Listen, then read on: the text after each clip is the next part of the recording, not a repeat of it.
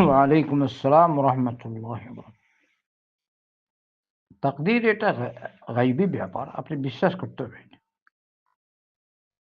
ইমানের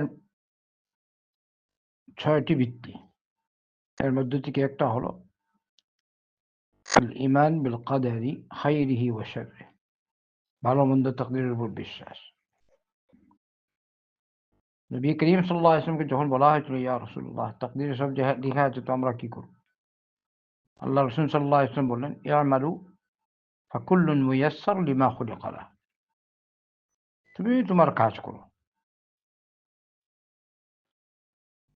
তোমার জন্য তা সহজসাধ্য হবে, যেটা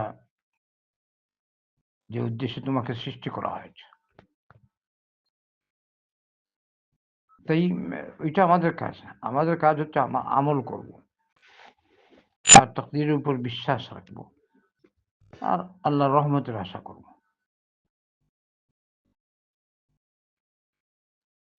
আপনি বাহ্য তো আপনি দেখবেন আপনার সামনে দুটি জিনিস, তখন আপনি কোনটা গ্রহণ করবেন? যেটা আপনার জন্য কল্যাণকর সেটাই তো। ওই রকম আল্লাহ আপনাকে ইখতিয়ার দিয়েছে। তাকদীরের ব্যাপারটা নাই, এটা ইমান রাখেন, যেভাবে এসছে আপনার হিসাব নিকাশ হবে আপনার আমলের উপর নির্ভর করে। আরো বিধিবিধান আছে যেগুলো আপনি কাজ করেন, বেশ চিন্তা ফিকির করে অনেক গুমরা হয়।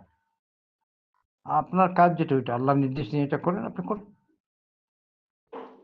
আল্লাহ আপনাকে বলেছেন এটা করবে না, করবে না, বা আপনার করবেন যেটা করেন। বর্জনীয় যেটা, ওইটা থেকে আপনি বাঁচেন, বাস। আপনার বেশি চিন্তা ফিকির নেই, বেশি বিশ্লেষণ নেই। আল্লাহ রসুল সাল্লাল্লাহু আলাইহি ওয়াসাল্লাম, সাহাবায়ে কেরাম, এইটা বাস, তোমার কাজ তুমি করো, আপনার কাজ আপনি করুন। এছাড়া আমরা যুক্তি দেব যে যেহেতু তাকদীর, ওইটা আমার কাজ না। আমি দেখছি যে আমি যেমন বাজারে গেলাম, যে মাছটা দেখি ভালো সেটাই নেই, তেল চাউল একটা কিছু কিনি, দেখি না কোনটা ভালো কোনটা না। এইটা বুঝেন, আর আমল ক্ষেত্রে এটা কেন বুঝেন না? ওই সময় নিয়ে আসবেন তাকদীর। এটা তাকদীরের দলিল হয় না, দলিল আপনার কাজ। আপনার কাজ যেটা, ওইটা আপনি করেন। বারাকাল্লাহু ফিক।